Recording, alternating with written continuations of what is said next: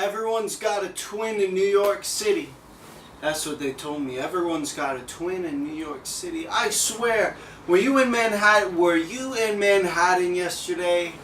Like, no, I wasn't. Everyone's got a twin in New York City. That's the thing up here. Everybody says that. It's because you see so many people that you swear look like somebody. You just know it. And I thought it's fascinating. Kids see ghosts. We see ghosts. It's fascinating to me because it's not until I got older and I moved away from my home, and I mean really moved away, like Gainesville to Lake Mary is 2 hours. Like anyone I wanted to see, I still could have saw. Lake Mary to New York is a different story. Like my family, my friends, everyone's back home, so there's a lot of people I miss. And it's strange, like today and a few days, I'm just walking by and you make eye contact, you go around the corner and you recognize somebody and you're like, holy cow. Like my brother Joseph, I could have sworn I saw him at Target yesterday. I'm like, Joseph? I had no idea what he's doing in New York. Well, he's not in New York, he's in Nashville. So that led me to wonder, why do we see ghosts in that manner? What part of our brain is doing that recognition, and recognizing the ghosts, so to speak, the people, dead or alive, that we see in strangers, and we just know it.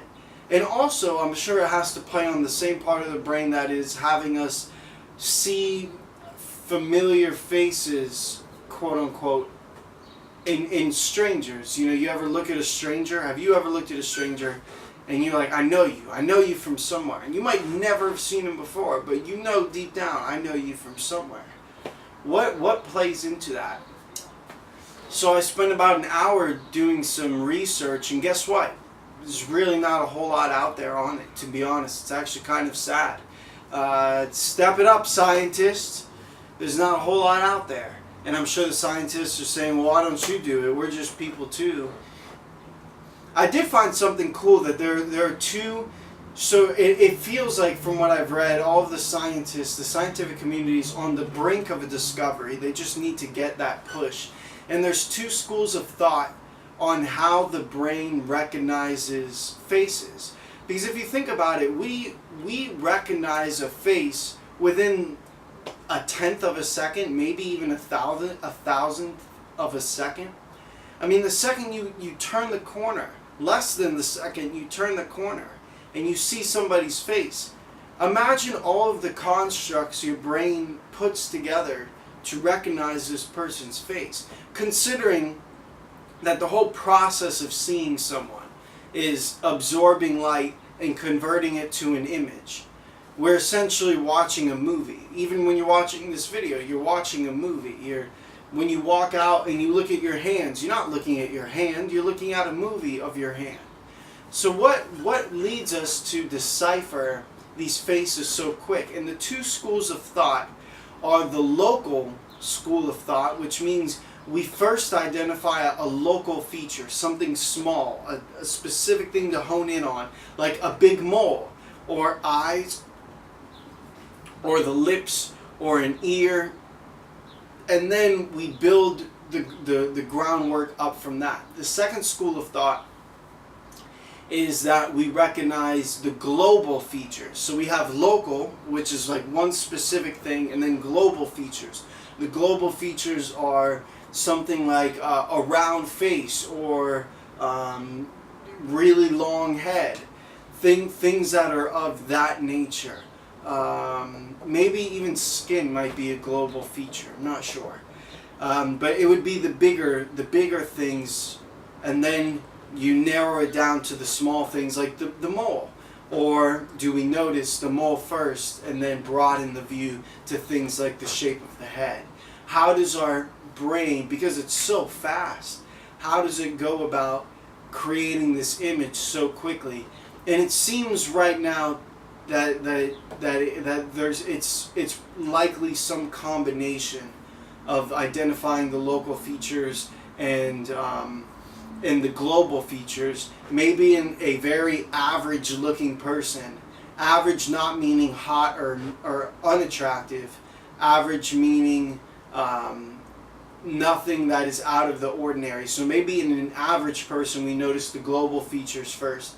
But like maybe in somebody with like a big mole on their face, we might notice the local feature first, because that one mole is more eye-catching than any of the global features. So I'll put a link in the description for you. Tell me, comment if you've ever seen that feeling when you see that ghost. We see ghosts, kids see ghosts, we see ghosts, and you see the ghost in somebody, and you just know that's Jimmy Job, or that's Joseph, that's your Joseph. You just don't know it yet. And comment, and if you comment on the video, you get a shout out in the next video. That's how it works. That's how the raw thoughts work. Hey Gary, I made it through the whole video. I didn't burp. My mom brought that up to me. She's like, you need to stop burping in your videos. And to me, I don't. There has to be something psychological with burping. Obviously, it's what you eat and what you drink, but there has to be something psychological to it, because they're right. Gary pointed out, my mom pointed out, they're right. I looked through the videos. There's a lot of burping going on, so has to be something. I'll figure it out. Anyways, raw thoughts, vlog, purpose, persistence, practice. It's what we do to build our skill set. Skills are like a bridge. Bridge our gaps to the world. Stretch your fingers out. Touch somebody. Not in the Michael Jackson way. And if you haven't seen Leaving Neverland, there's no way. By the way, I have been the biggest Michael Jackson supporter ever. There's no way you can watch that documentary and not be utterly convinced this man was a freaking disgusting pedophile. God rest his soul. I hope he found peace in his later life, but that man was a pedophile, and it's gross. Anyways, you should see that. It's on HBO if you haven't seen it. So, alright, I'll catch you tomorrow.